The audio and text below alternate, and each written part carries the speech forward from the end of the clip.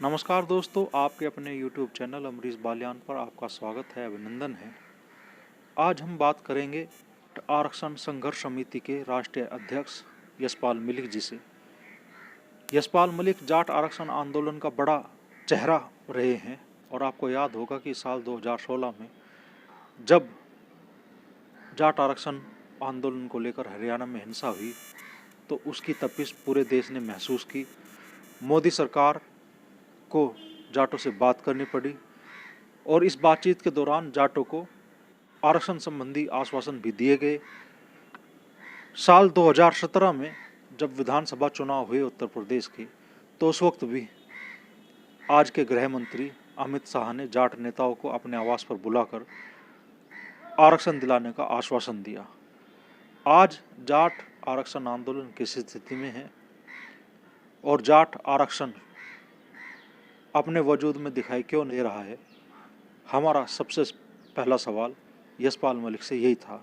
देखिए उसका क्या जवाब उन्होंने दिया और साथ ही उन्होंने आज पूरे देश में चर्चा का विषय बने किसान आंदोलन पर अपनी क्या राय रखी और क्या किसान आंदोलन से भी मोदी सरकार जाट आरक्षण आंदोलन की तरह ही निपटने का प्रयास कर रही है, इसका क्या जवाब दिया।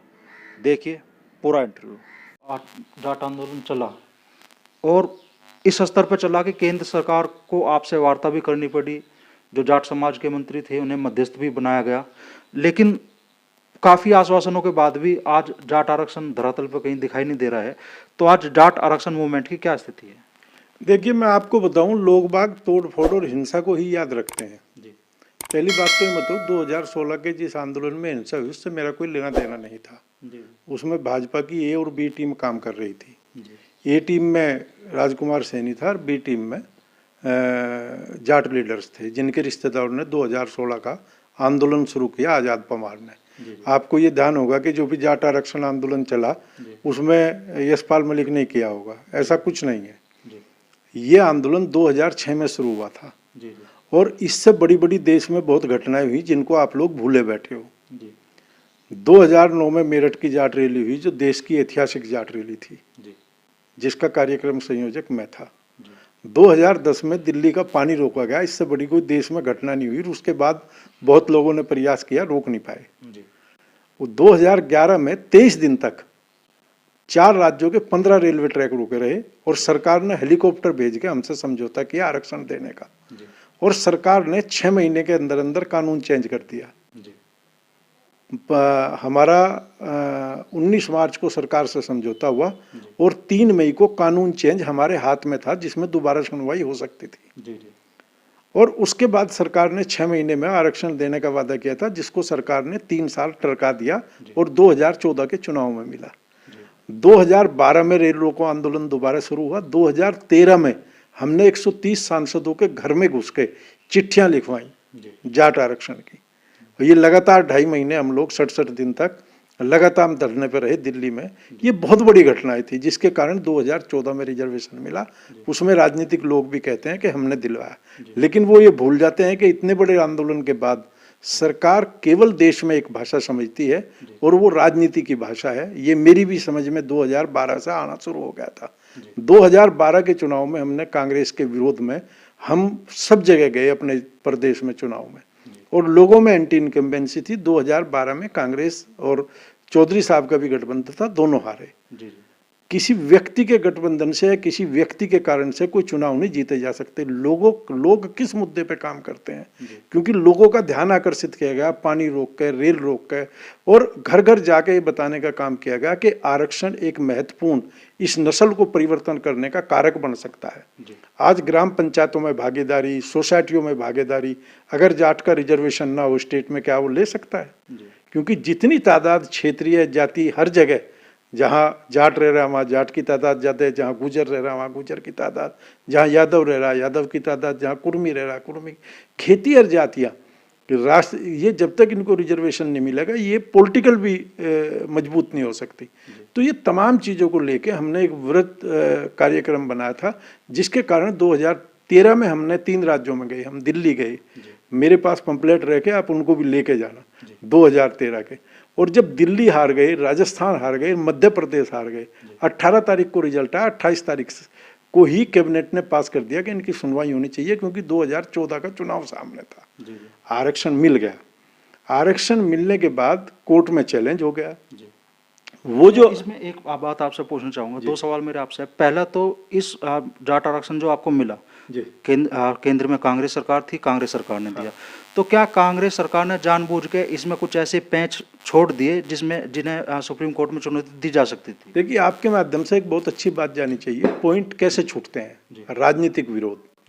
हरियाणा की स्थिति ऐसी थी कि हरियाणा से ही जो सामाजिक न्याय मंत्री थी शैलजा कुमारी शैलजा, वो सामाजिक न्याय मंत्री आते थे, आज भी वो राजनीतिक प्रतिद्वंदिता हरियाणा में चल रही है। उन्होंने जानबूझ के हमारे केस को आयोग से टर्न डाउन करवाया।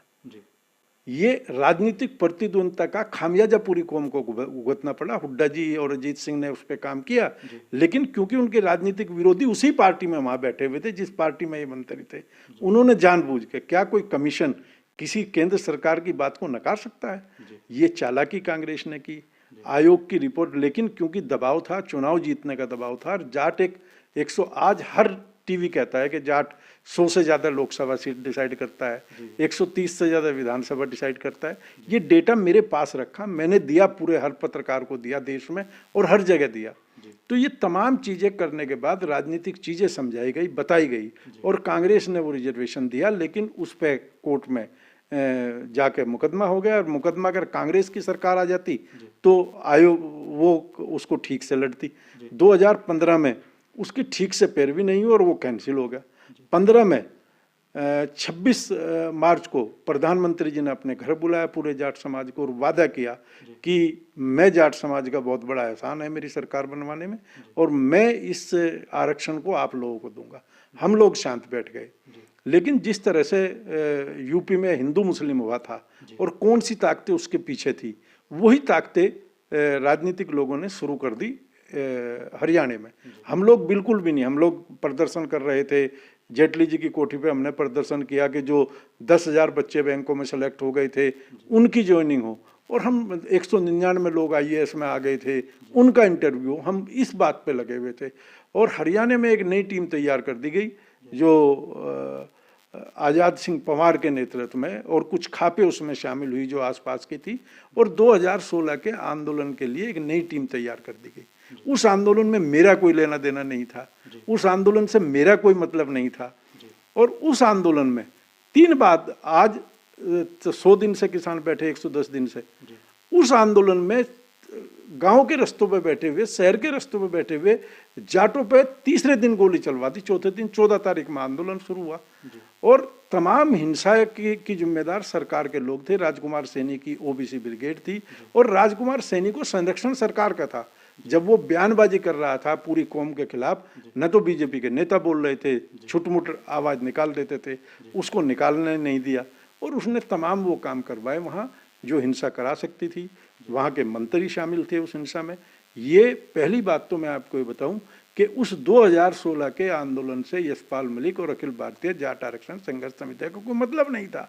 जो 14 तारीख को कार्यक्रम आयोजित किया गया, वो 14 तारीख को आज़ाद सिंह पंवार के नेतृत्व में किया, जो आज देश में किसी को भी नहीं पता। मैं बहुत मीडिया के सामने कहा, सोशल मीडिया वाले दिखा देते हैं, लोकल मीडिया ने किसी ने दिखाने का प्रयास दिया, क्योंकि आजकल जो गोदी मीडिया और जो तमाम वर्ड चले हैं, ये इसलिए चले कि मीडिया ने भी सच्चाई दिखानी बंद कर दी, सिवाय यूट्यूब चैनल्स के, इनके जो लोकल चैनल है, और इनकी आवाज़ एक लिमिटेड क्षेत्र में जाती है और लोग जल्दी भूल जाते हैं, अगली समाचार आ जाता है। उसके बाद जब यह हिंसा हो गई, मैं क्षेत्रों में भी गया और मैंने लोगों को इकट्ठा किया दोबारा।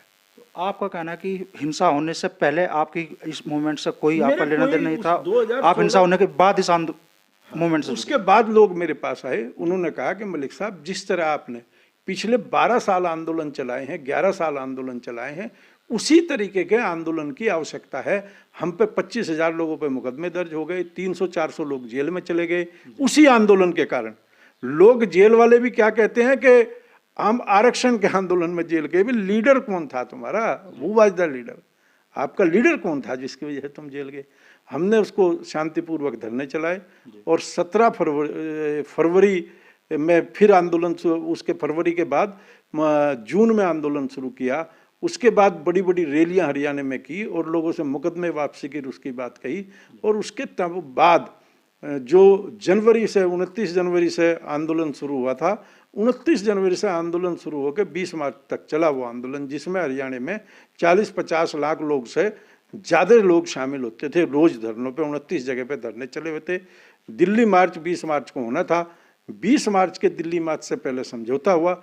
समझौते में केस वापसी की मांग हुई। और मैं आपको ये बताऊँ, आपके यहाँ किसान आंदोलन में ही बहुत लोग मरे होंगे। 100% आदमियों को नौकरी दिलवाई, जितने भी जाट उसमें शहीद हुए थे आंदोलन के कारण। सबके घर में नौकरी मिली, सबके घर में मुआवजा मिला। और केस वापसी ज़्यादातर हुए, केवल मर्डर्स के केस वापसी नहीं हुए। हरियाणा सरकार की ढिलाई करते हुए उन पर स्टे लगा दिया। आज हरियाणा में 2000 से ज़्यादा केस वापसी की फाइलें 1429 में चले गए थे। 685 केस वापसी की फाइलें हरियाणा की अदालतों में चीफ सेक्रेटरी के साइन किए हुए रखे, लेकिन सरकार ने चालाकी करके किसी से रिट डलवा के और उन पर हाई कोर्ट से स्टे लगवा दिया, अपने आप पाक साफ। और फिर वही जाट और गैर जाट चुनाव में करने की जाट ने साबित को की, क्योंकि हरियाणा जाट बहुल्य है, मुसलमान मात्र 2-3 डिस्ट्रिक्ट में है, तो वहाँ जाट को ही मुसलमान बना के काम कर रही थी सरकार। और जो 75 पार का नारा दे रही थी उसको हरियाणा में 40 पार पे ला दिया हरियाणा में, क्योंकि भाईचारा जो खराब हुआ था, हमने हरियाणा का भाईचारा जोड़ा। जाट न्याय धरने चले, भाईचारा न्याय धरने चले और पूरी जातियों को समझाया गया कारण से कि भाई ये इस तरह हुआ। और तमाम सरकार से वार्ता हुई, तमाम सरकार ने रिजर्वेशन की हाँ भरी, गृह मंत्री ने हाँ भरी, उनसे भी मुलाकात हुई और तमाम राज्यों में हाँ भरी गई कि भाई हम आपको रिजर्वेशन देंगे। लेकिन क्योंकि 2017 में आपके ध्यान होगा, आप मुजफ्फरनगर से है, मैंने 9 जनवरी को अपने गांव में रैली करी और मैंने कहा भाई जब तक हरियाणा के जाट के साथ अन्याय हो रहा है, उत्तर प्रदेश का जाट वोट ना करे।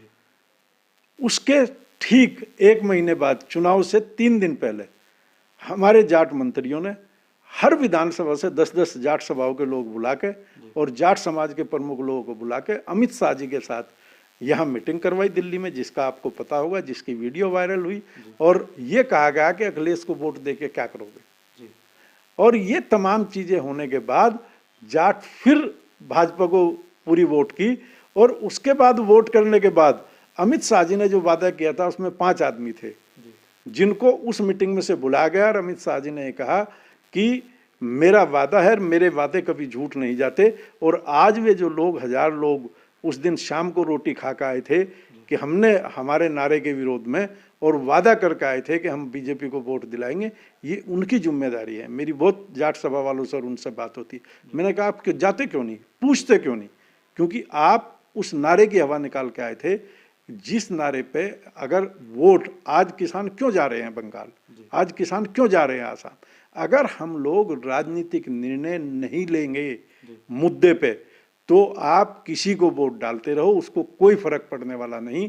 किसी भी आंदोलन का आधार ये है, चाहे टिकैत साहब ने आंदोलन किए, कि लोग राजनीति से नाराज हो जाए। और राजनीति में जिसने उस वर्ग के साथ, चाहे वो किसान के साथ किया, चाहे जाट के साथ किया, चाहे दलित के साथ किया, चाहे मुसलमान के साथ किया, जिस वर्ग के साथ जिस शासक ने गलत किया, उस शासक के खिलाफ यूनाइटेडली पूरे समाज को लेके वोट करें तो कुछ फर्क निकलेगा, नहीं तो उसका कोई फर्क नहीं निकलने वाला। 2006 का आंदोलन चला हुआ, कब मिला रिजर्वेशन? 2014 में। कितनी बड़ी बड़ी घटनाएं हुई, पानी रुकना, ट्रेन रुकना 4 राज्यों की, और बिना हिंसा के। आप ये देख सकते हो कि 15 रेलवे ट्रैक 23 दिन बिना हिंसा के, एक रेलवे का 1 पैसे का नुकसान नहीं है। और उसके बावजूद भी सरकार ने हाँ भरी और रिजर्वेशन कब दिया? 2014 में, 3 साल लटका के। अच्छा, मैं आप थोड़ा सा और फ्लैशबैक में लेकर जाऊंगा आपको। आरक्षण हुआ तो आरक्षण में उस वक्त जो केंद्र सरकार में मंत्री थे चौधरी अजीत सिंह जी, और हरियाणा के मुख्यमंत्री थे भूपेंद्र सिंह जी, तो इनकी क्या भूमिका थी और क्या मतलब जो कहा जाता है भाई आरक्षण इन 2 लोगों की मेहनत की बदौलत था और आप जो है सड़क पर मूवमेंट चला रहे थे, आपकी बदौलत था, तो कितनी सच्चाई इस पूरे इसमें? देखिए, न तो ये मेरी बदौलत था न उनकी बदौलत था, ये लोगों की जागरूकता की बदौलत था। लोग बाग जागरूक किए, वो सरकार का हिस्सा थे। मैं वही बता रहा, जब राजनीतिक आदमी को ये लगने लगता है कि अब इस मुद्दे को, ये जन मुद्दा बन चुका, तो राजनीतिक आदमी को उस मुद्दे पे काम करना पड़ेगा। चौधरी अजीत सिंह तो जब ये रिजर्वेशन हुआ 90 में तब भी मंत्री थे, वाजपेयी सरकार में भी मंत्री थे, हुड्डा जी भी 10 साल मुख्यमंत्री थे, उन्होंने हरियाणा को ही रिजर्वेशन नहीं दिया था। जब हरियाणा का हर आदमी रिजर्वेशन मांगने लगा, तो ये जन आंदोलन जब बन जाएगा, आज किसान जन आंदोलन है, तो सब राजनीतिक दल जा रहे हैं ना उनके द्वार पे। भाजपा को छोड़ के हर राजनीतिक दल उनके द्वार पे जा रहा है ना, क्योंकि ये जन आंदोलन बन चुका। चौधरी अजीत सिंह का और हुड्डा जी क्योंकि वहां सत्ता में थे, तो उन्होंने उसको कहने का प्रयास किया कि ये जन आंदोलन है, इसके बगैर चुनाव में जाना खतरनाक होगा। ये नहीं कह सकते हम वकालत हुई, बगैर मांगे तो वकालत नहीं हुई ना। तो जब जन आंदोलन में कन्वर्ट हो जाएगी जनता, तो उस टाइम पे राजनीतिक आदमी भी उस तरफ अपना मन बना लेते हैं। अगर कोई आवाज नहीं उठेगी तो नहीं बनाएंगे मन। तो आज जन आंदोलन नहीं हो रहा है इस मुद्दे पे? नहीं, जन आंदोलन है, लेकिन अभी आज की सरकार में भी मंत्री है, और वो मंत्री हैं जिन्हें मध्यस्थ बनाया गया आप लोगों से बातचीत करने में, जाट समाज से बातचीत करने में, ठीक है। आज क्या वो अपने कॉल, अपने वायदे पर कायम है? नहीं, मैं तो बताया कि अमित शाह ने हाँ भरी लोगों के सामने। अमित शाह ने हाँ भरी 2017 में। 8 फरवरी 2017 को अमित शाह जी ने चौधरी वीरेंद्र सिंह की, संजीव बालियान के नेतृत्व में लोगों को बुला के हाँ भरी। लेकिन अब अगर मैं संजीव बालियान से पूछता हूँ, वो कहता है भाई अब तो मुश्किल ही है। यानी मेरा ये कहने का मतलब है, रीजन भी बताते हैं सर? नहीं, रीजन क्या है? रीजन तो जाट समाज की राजनीतिक अस्थिरता है। आज जाट समाज कल से एक हो जाए और वो कहे भाई हमारे लिए खेती किसानी भी मुद्दा है और हमारे लिए रिजर्वेशन भी मुद्दा, तो संजीव बालियान जी भी चले जाएंगे, सतपाल सिंह जी भी चले जाएंगे बताने। लेकिन जब तक जाट समाज का कंसिडरेशन पॉलिटिकल नहीं होगा कि ये मुद्दा हल होगा, तो वोट ही नहीं देंगे हम। अगर जाट समाज को अपनी नस्ल बचानी है, फसल बचानी है, तो उसको राजनीतिक निर्णय में कन्वर्ट होना पड़ेगा। अगर राजनीतिक निर्णय, मैंने क्या बताया, 2013 के चुनाव का रिजल्ट आते ही, ये तो डेट्स हैं, आप देख लें, दिल्ली हार गई, राजस्थान हार गए, जाट बहुल्य राज्य है, दिल्ली हार गई, राजस्थान हार गए, मध्य प्रदेश हार गए। मध्य प्रदेश की भी 60-70 विधानसभा सीटों पर जाट है, ये शायद आपको नहीं पता होगा, है जी। तो जब ये सब जगह हार गए, तो तब लगा कि हाँ ये अब जन आंदोलन का मुद्दा है। तो जन आंदोलन कल ठान ले, उत्तर प्रदेश का जाट ये सब चीजें ठान ले। लेकिन पिछले 2 साल से तो ये स्थिति है कि कोरोना के बाद किसान आंदोलन, और जैसे ये किसान आंदोलन का हल निकल जाएगा तो मैं फिर जाऊंगा हर विधानसभा सीट पे। देखिए, सवाल इस बात का है कि लोगों को अपने नेता को कहना पड़ेगा, संजीव बालियान को संजीव बालियान के लोगों को कहना पड़ेगा कि रिजर्वेशन हमारे लिए जरूरी है।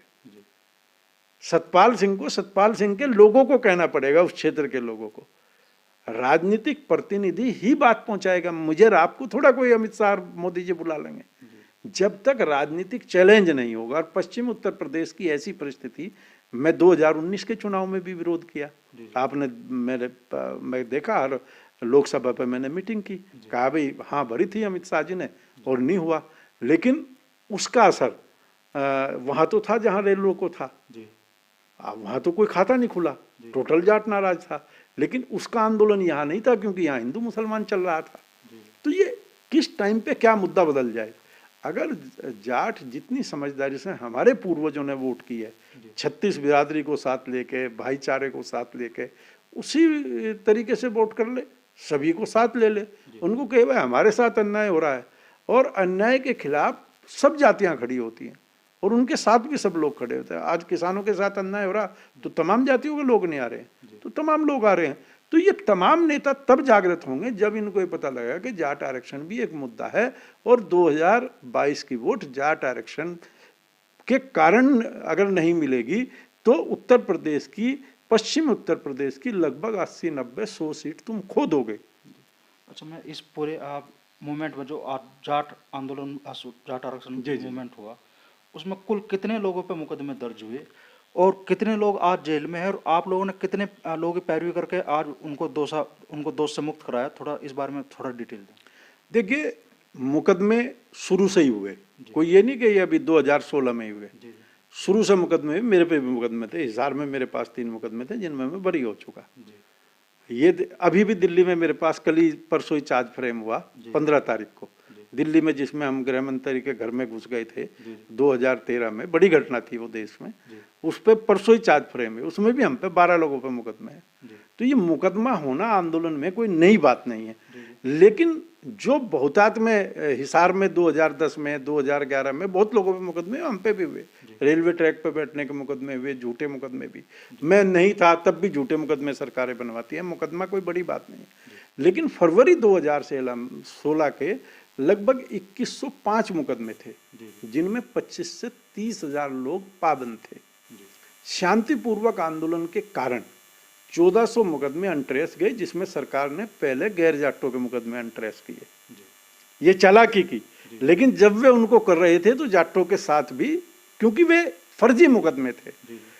एक आदमी पे कहीं कहीं मुकदमे आप लगाते हो, यहाँ भी अभी लाल किले पे आपने देखा होगा तमाम देश को समन भेज रखे, ये कोई बड़ी बात नहीं होती।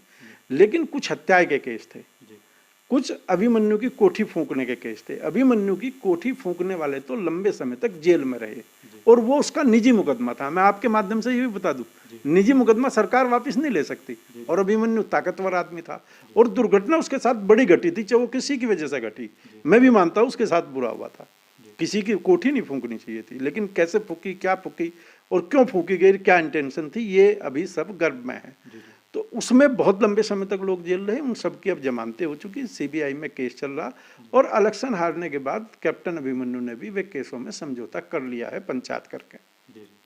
इलेक्शन हारने से पहले कर लेते तो सरकार भी कर लेती, तो सरकार भी कर रही थी।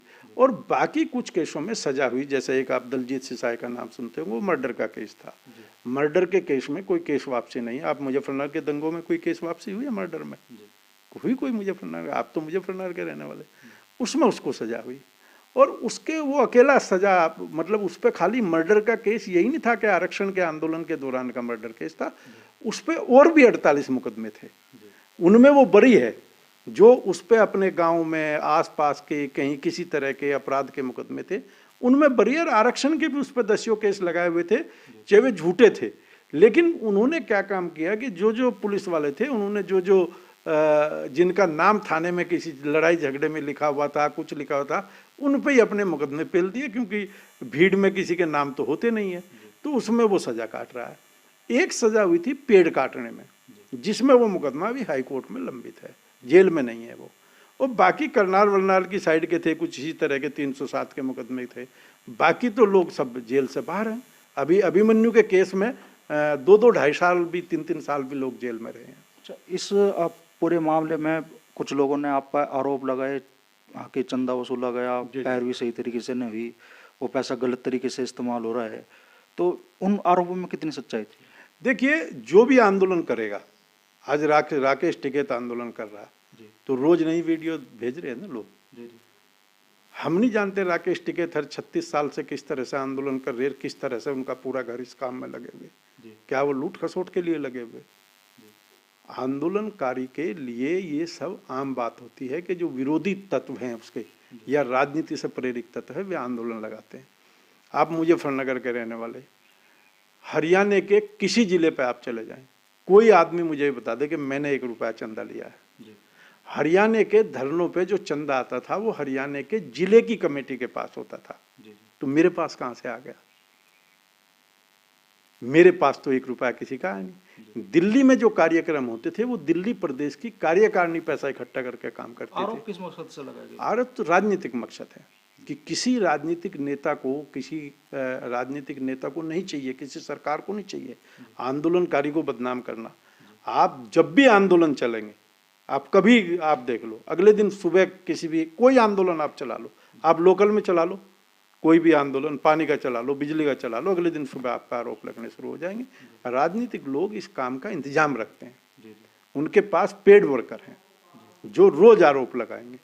हरियाणा में 1 भी रुपया मुझे किसी ने चंदा दिया हो, मैंने हरियाणा में क्या खर्च किया ये भूल जाओ। 10 साल में प्रचार प्रसार की सामग्री भी गई होगी, 2006 से लेकर 2014 तक तमाम चीजें गई होंगी, यहाँ से अपने साथियों ने करा होगा। लेकिन आप ये भूल लो कि हरियाणा में चंदे की व्यवस्था है जिला स्तर पर। जैसे अभी चंदा आ रहा है तो यहाँ खाने के लिए आ रहा है, जो पैसा खाने के लिए आ रहा धरने में वो किसी का निजी पैसा है, वो खाने में लगा होगा, टेंट में लगा होगा, उसमें लगा होगा, उसका हर जिले पे हिसाब है।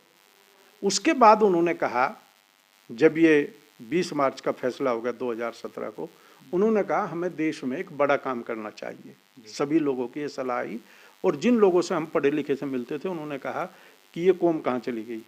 जो कौम 1911-12 में जाट स्कूल रोहतक बना रही थी, जो कौम 1917 में जाट स्कूल बड़ौद बना रही थी, जो कौम 1924 में जाट स्कूल मुजफ्फरनगर बना रही थी, वो कौम आज गौशाला और धर्मशालाओं के चक्कर में घूम रही है। उसने पढ़ाई का रास्ता बदल दिया। उन्होंने कहा हमें एक ऐसा संगठन तैयार करना चाहिए जो देश में शिक्षा के और प्रचार प्रसार करे और गरीब बच्चों की पढ़ाई पे काम करे। उसके लिए जो चंदा जहाँ जहाँ बचा हुआ था, वो चंदा उन्होंने उस जाट सेवा संघ को दे दिया, और उसमें से हर जिले ने जो लोग जेल गए उनको भी दिया, जो लोग शहीद हुए उनको भी दिया। उसका भी रिकॉर्ड है, रोहतक का रिकॉर्ड है। रोहतक ने 1 करोड़ रुपए से ज्यादा घायलों को दिया, शहीदों को दिया और जेल वालों को दिया। अब वो उनको कम लगता होगा, मैं मानता हूं, लेकिन जो गांव जो चंदा आया उसी में से तो देगा। झज्जर का रिकॉर्ड है, उसने भी लगभग 80 लाख रुपए दिए। इसका सोनीपत का रिकॉर्ड है, उसने भी पैसे दिए। वहाँ पानीपत में कोई नहीं था, पानीपत वालों ने 10 लाख रोहतक वालों को दिए कि तुम अपने घायलों को बांट दो। वहाँ हरियाणा के लोगों की मैं एक बड़ाई मानता हूँ कि उन्होंने खाप के नाम पे, गांव के नाम पे चंदा इकट्ठा करके, जो लोग आंदोलन में शहीद हुए, आप किसी परिवार में चला जाना, हर परिवार को लगभग 1 करोड़ रुपए मिला। मैंने नहीं दिया, वो मेरे संगठन ने भी जो दे सकते थे, जो उनके पास आया था वो भी दिया, लेकिन सबने दिया। उत्साह था कि भाई इनके साथ ही होगा। उनको परमानेंट नौकरी भी मिली। कहीं ऐसा देश में नहीं हुआ आज तक। आज की तारीख में किसान आंदोलन भी लगभग उसी इसके बारे में ही आपको कुछ बताऊंगा जी। उस संस्था के लिए 24.5 एकड़ जमीन खरीदी गई। उस संस्था का पूरे देश में 5 लाख आदमियों ने उद्घाटन किया। उसका नाम है छोटूराम धाम, जो आने वाले समय में 5000 बच्चों के रहने, खाने, जाट बलिदान स्थल, कौशल विकास केंद्र, 15 उसकी योजनाएं चलेगी। पहला हॉस्टल बनने लग रहा। पहला हॉस्टल बनते ही हम उसमें सुपर 100 शुरू कर देंगे, आनंद कुमार की तरह, सुपर 30 की तरह। गरीब बच्चे, हर फील्ड में 100 बच्चों को गोद लेगी कौम और उनको उतारेगी पार, जो होशियार बच्चे हैं। ये हम एजुकेशन परिवर्तन करना चाहते हैं। राजनीतिक परिवर्तन हमारी इच्छा नहीं है, हम एजुकेशनल परिवर्तन करना चाहते हैं। और शिक्षा ही इस देश और दुनिया पर राज करने का कारण बनेगी, और कोई कारण नहीं। तो इस परिवर्तन के साथ हमने वो काम किया, जिसमें जो चंदे के पैसे थे, जो धरनों पे थे, वो बांटने के बाद लगभग 1 करोड़ 75 लाख आए। उसके बाद भी 10 करोड़ लोगों ने चंदा दे दिया। क्या चोर को चंदा देगा कोई? क्या बेईमान और भ्रष्ट आदमी को कोई चंदा देगा? 10 करोड़ के करीब, उसमें 24.5 एकड़ जमीन खरीदी गई, 28 लाख रुपए एकड़। उसकी रोड संदर प्रिपरेशन है, सारा काम, हॉस्टल का काम चल रहा है, कार्यालय वहाँ बन चुका। कभी आपको जीवन में मैं बहुत बड़ी बात तो नहीं कहता, 10 साल आने के बाद लोग भाई ये कहेंगे कि एक बार जिंदगी में छोटूराम धाम जरूर जाना। तो हम कल्याण देव वाला परिवर्तन चाहते हैं, हम राजनीतिक परिवर्तन नहीं चाहते। राजनीतिक परिवर्तन राजनीतिक लोग करेंगे, लेकिन हमने ये प्रण लिया, और जिसमें मैं अकेला नहीं हूँ, लाखों साथी है, कि हम इस कौम का एजुकेशनल, सामाजिक, आर्थिक परिवर्तन के लिए और शैक्षणिक परिवर्तन के लिए काम करेंगे। ऐसे मैं अकेला नहीं हूँ, मेरे साथ लाखों लोग हैं। आज जो किसान आंदोलन चल रहा है और जाट किसान कौम है, तो इस आंदोलन में आप कितना प्रतिभाग कर रहे हैं, कितना सहयोग कर रहे हैं? देखिए, हमने हर जिले को कहा हुआ। हरियाणा के 22 जिले हैं जिनमें हमारा संगठन है। आप वहाँ चढ़ूनी से जाके पूछ लीजिए। 11 जिले एक बॉर्डर पर सहयोग करते हैं, 11 जिले एक बॉर्डर पर सहयोग करते हैं। पूरा संगठन उसमें लगा। उत्तर प्रदेश के हमारे सारे पदाधिकारी गाजीपुर आते हैं, बैठते हैं। नेतृत्व राकेश टिकैत का है और बाकी 39 आदमियों का है। मैं भी जिस दिन घटना घटी, आप राकेश टिकैत से पूछ लीजिए, उनके नज़दीक आदमी से पूछ लेना। घटना घटने के बाद सुबह में सबसे पहले आदमियों में था जब मैं वहाँ चला गया था। हमारे परिवार के आदमी, हमारे नज़दीक के आदमी, रोज कोई ना कोई वहाँ जाता है गाजीपुर बॉर्डर, लेकिन हम उसका नेतृत्व नहीं कर रहे। नेतृत्व किसान कर रहे, जो 35 साल से इसी काम को करते आ रहे। जिनको इस चीज का पता है, जिनका चेहरा है, अगर हम लोग उस नेतृत्व में सामने आ जाते तो जो मोदी जी ने कहा आंदोलन जीवी, कहते ये जाटों का ही आंदोलन है। तो क्योंकि हम वहाँ एज ए कार्यकर्ता तो हम रोज जाते हैं, हमारे तमाम साथी रोज जाते हैं, हम चाहे 1 घंटे को जाए चाहे 2 घंटे को जाए, तीनों बॉर्डर पे मैं जाता हूँ। संगठन के जुड़े हुए लोग, आरक्षण तो एक लिमिटेड मुद्दा है, लेकिन वे सबसे पहले किसान के बेटे हैं, किसान के बेटे हैं तो उन्हें किसान आंदोलन में जाना ही पड़ेगा। तो हमारा ये नहीं कि हमारी वजह से वहां सहयोग हो रहा है, हमारी जिम्मेदारी है एज ए किसान के बेटे होने के नाते कि हम उस आंदोलन में जाएं, हम उस आंदोलन में सिपाही बन के काम करें, न कि नेता बने। 113 दिन हो गए इस आंदोलन को चलते हुए आज, और सरकार भी अपने रुख पे अड़ी हुई है, किसान भी लगता है इसका होना चाहिए। देखिए, समाधान ये था, हमसे भी कई लोगों ने पूछने का प्रयास किया, जो इंटेलिजेंस के बड़े अधिकारी है वे हैं। हमने कहा कि सरकार को कभी भी, जनप्रतिनिधियों को कभी भी जिद नहीं अड़ानी चाहिए। किसान मांग रहे हैं, इन बिल को कैंसिल कर दीजिए, आप दूसरे बिल किसान की सलाह से ले आइए, जिसमें किसान का भी फायदा हो और आपका भी हो। जब आप 2 साल तक इस बिल को प्रतिबंध लगाने को तैयार हो, आपने ये भी कह दिया कि हम इसमें चेंज करने के लिए तैयार है, तो आप किसी किसान की अगर बात मान लेंगे, ये किसी एक व्यक्ति की बात तो है नहीं कि वो बड़ा नेता बन जाएगा, वो देश में राजनीति कर लेगा।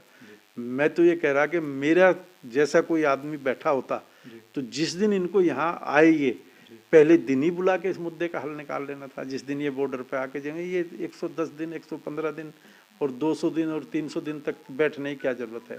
देश की सरकारें जनता चुनती है, और जनता अगर किसी चीज पे, वो कहते हैं ये तो 2-3 राज्यों का ही मामला, अरे तो अब 2-3 राज्य के लोग कम होते हैं।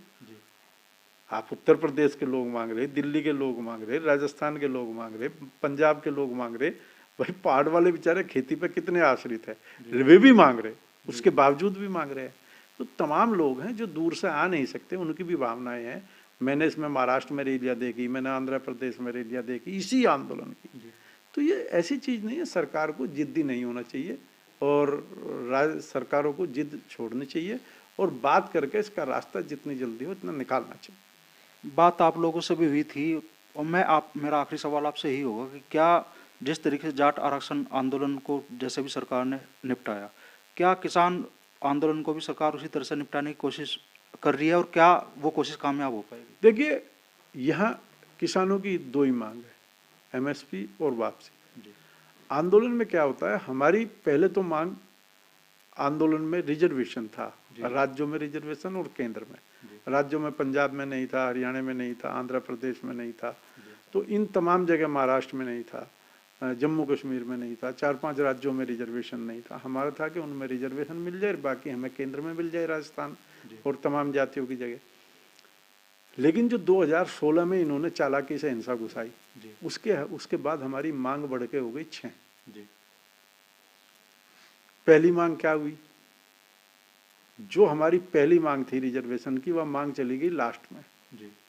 पहली मांग हुई कि जो लोगों की इस आंदोलन में शहादत हुई, उनके परिवार को मुआवजा मिले और उनके परिवार को जीवन यापन का सरकारी नौकरी मिले, या पहली प्राथमिकता बदल गई। उसके बाद दूसरी मांग होगी घायलों को मुआवजा मिले, तीसरी मांग होगी मुकदमों की वापसी हो, चौथी मांग हो गई रिजर्वेशन हो, और 5वीं मांग हो गई केंद्र में भी रिजर्वेशन हो।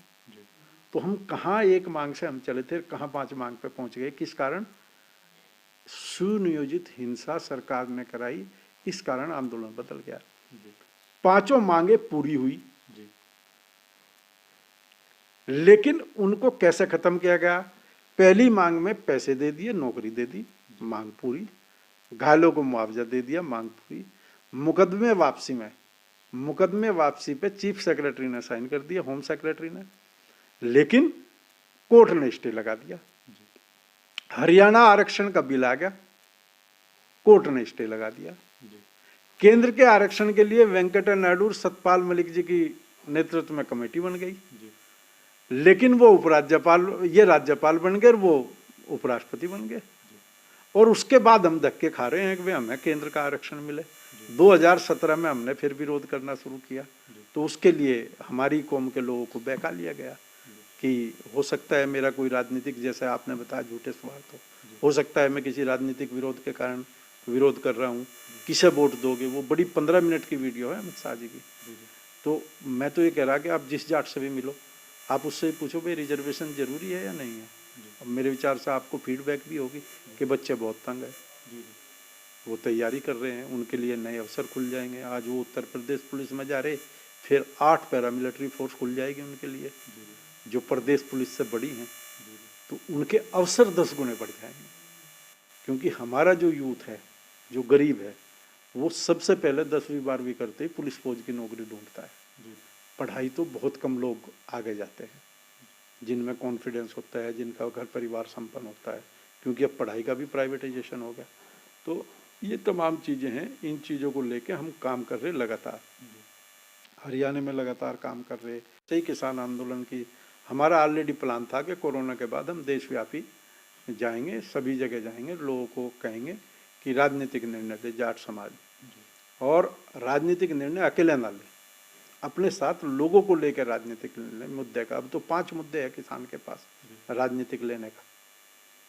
पहला मुद्दा है किसान बिल, दूसरा मुद्दा इनके लिए तो गन्ना है, पश्चिम वालों के लिए है भी, और इधर अपना मुरम इनके लिए आलू है पश्चिम में। तीसरा मुद्दा न गन्ने का भाव बढ़ा, न गन्ने का पेमेंट हुआ, ये भी एक मुद्दा है। और चौथा ना आरक्षण मिला।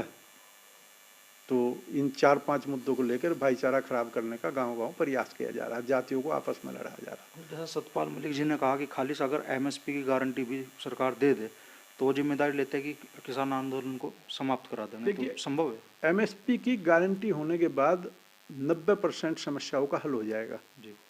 एक तो भाव की गारंटी होगी, जो भी लाला खरीदेगा वो खरीदेगा। दूसरा, एमएसपी की गारंटी होती है कोई भी आदमी कॉन्ट्रैक्ट फार्मिंग में कॉन्ट्रैक्ट एमएसपी से नीचे नहीं कर सकता। उस कॉन्ट्रैक्ट फार्मिंग में कुछ और चेंज होने, उन्होंने साथ में ये भी कहा कि कुछ और चेंज है वे भी हो जाएंगे। तो कुछ चेंज होने कॉन्ट्रैक्ट फार्मिंग में, जैसे कि उससे नीचे ना हो। और मान लिया कोई प्राकृतिक आपदा से फसल 19-20 हो जाए तो उसको वो खरीदे। अभी क्या होगा, ये जो कॉन्ट्रैक्ट फार्मिंग है कि प्राकृतिक आपदा से आपने गेहूं बोए और गेहूं गिर पड़े और दाना पतला रहेगा, वो कहेगा मैं तो नहीं खरीदता। गेहूं तो गेहूं रहेगा, दाना पतला हो या मोटा हो।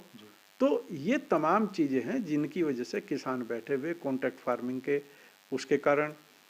दूसरा क्या है कि जिस तरह से टिकैत साहब भी कहते हैं कि भाई ये तिजोरियों में बंद हो जाएगा, वे तिजोरियां ये नहीं है कमरे वाली, वे सैलोज बने हुए बहुत बड़े 100-100 एकड़ में, उनमें अनाज बंद हो जाएगा। इसका किसान से ज्यादा नुकसान मजदूर को है।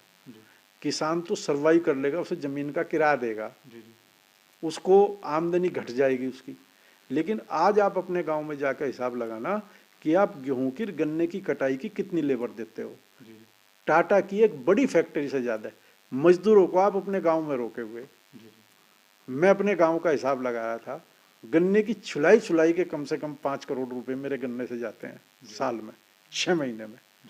उसके बाद उसकी ढुलाई, उसकी बुआई, उसकी नुलाई, उसकी बंधाई, अगर आप सारा हिसाब लगा लो तो 10 से 15 करोड़ रुपए। और गेहूं की कटाई पंजाब और हरियाणा में जहाँ कंबाइन से कटता है और जहाँ हाथ से कटता है उसमें 5 गुनी लेबर का डिफरेंस है।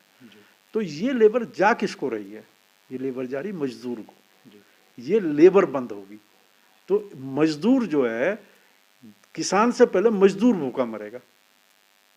ये भी हमें समझाने की जरूरत है गांव में, हर किसान को ये समझाने की जरूरत है। हर गांव में 500 से 700 परिवार सरवाइव कर रहे हैं केवल खेती मजदूरी पे। खेती की मजदूरी होती है तो उनको दूसरी मजदूरी भी मकान बनाने की मिल जाएगी, कुछ और काम मिल जाएगा। तो ये कब मिलती है? जब वो किसान खुशहाल होता है। तो वे 500 से 700 परिवार को कहाँ नौकरी मिलनी किस देश में? मुजफ्फरनगर में 900 गांव है, मुजफ्फरनगर शामली में। अगर एक गांव 400-500 परिवारों को खिला रहा है तो आप लगाइए ना कितने लाख परिवारों को वो जिले खिला रहे हैं। और आप पूरे इंडस्ट्रियल सेक्टर के मजदूर काउंट कर लीजिए और खेती के मजदूर काउंट कर लीजिए। इस देश में 35-40% खेत मजदूर है, तो वो कहाँ जाएगा? इसका ये मेरी भी समझ से बाहर की बात है। तो ये थे यशपाल मलिक, इनसे हर मुद्दे पर हमने पूरी गंभीरता के साथ बात की और उन्होंने उतनी ही गंभीरता के साथ जवाब दिया।